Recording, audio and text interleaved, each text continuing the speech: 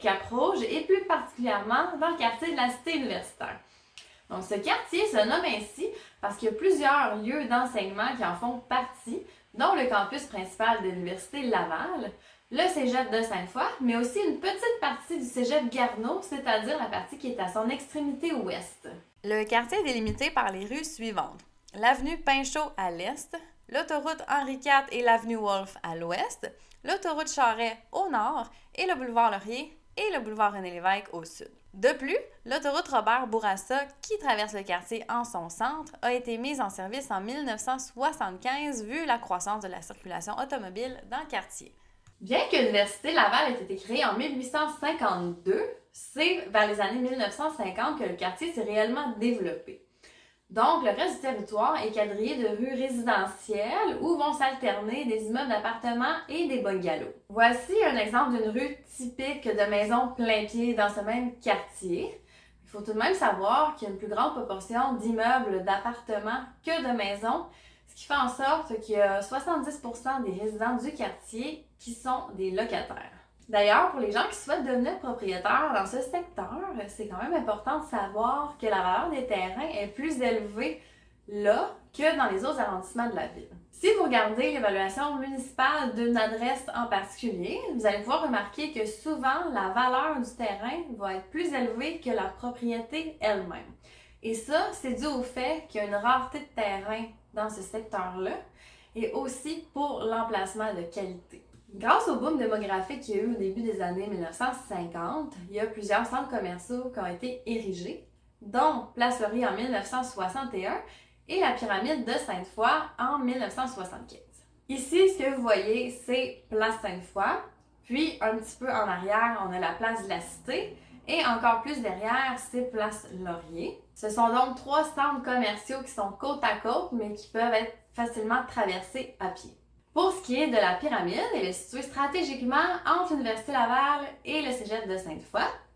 À l'intérieur, il y a une épicerie métro, il y a aussi quelques boutiques et autres types de services, et il y a plusieurs offres de restaurants, dont le shaker, qui est plutôt intéressant pour les étudiants, puisqu'en fin de soirée, ça se transforme en bar. En bref, le quartier est centré autour du campus de l'Université Laval, mais il y a d'autres secteurs qui sont à vocation résidentielle, commerciale, institutionnelle et industrielle, ce qui fait en sorte que c'est un des quartiers les plus variés de la ville de Québec. D'ailleurs, parlant de variété, la salle Albert Rousseau, qui présente des spectacles d'humour, de chansons et de théâtre, fait partie intégrante du cégep de Sainte-Foy.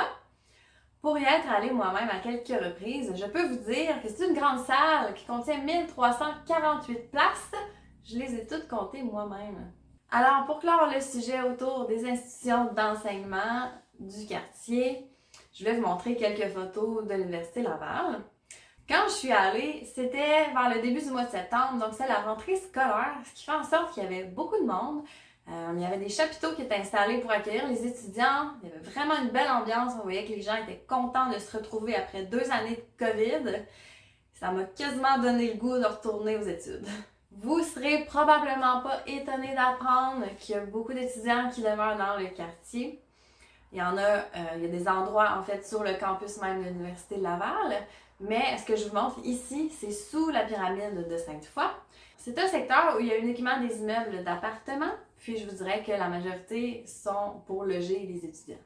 Juste à côté du cégep de Sainte-Foy, il y a un immeuble d'appartement assez récent qui se nomme Bac Appartement, qui est conçu spécialement pour les étudiants. Moi, je trouve que c'est un projet vraiment intéressant puisque dans le prix de location, tout est inclus, c'est-à-dire qu'il y a les meubles, le Wi-Fi et c'est chauffé et éclairé. C'est super bien situé, c'est à côté des écoles, de l'épicerie et des restaurants. En plus de ça, il y a un espace commun pour étudier, puis un espace lounge avec table de billard et table de baby-foot. Mis à part les étudiants, il y a des gens qui demeurent à temps plein dans le quartier. Donc, la moitié d'entre eux sont des personnes qui vivent seules. Puis, dans l'autre moitié, il y a 60% de cette moitié-là qui sont des couples sans enfants. Donc, il y a des familles, oui, dans la cité universitaire, mais il n'y en a pas beaucoup. Avant de terminer cette vidéo, je voulais vous présenter le jardin universitaire qui est situé pas très loin derrière Place Sainte-Foy. Il y a en tout 4000 espèces et cultivars. On peut y accéder tout au long de l'année et l'entrée est gratuite. C'est d'abord un lieu d'enseignement et de recherche, mais une des missions principales du jardin, c'est le transfert des connaissances. Il y a donc possibilité de participer à des activités de formation, des visites guidées et différents événements tout au long de l'année. C'est donc ce qui conclut cette vidéo sur le quartier universitaire. J'espère que ça vous a plu, que ça vous a instruit. Pour voir toutes mes vidéos, vous pouvez vous abonner à ma page YouTube. Et sinon, pour me laisser des commentaires ou pour m'écrire tout simplement, j'ai ma page Facebook professionnelle, puisque je suis courtière immobilière chez Remax Accès. Vous pouvez aller me suivre là aussi, puis m'écrire en message privé ou juste commenter mes vidéos. Alors merci, puis on se revoit une prochaine fois. Au revoir!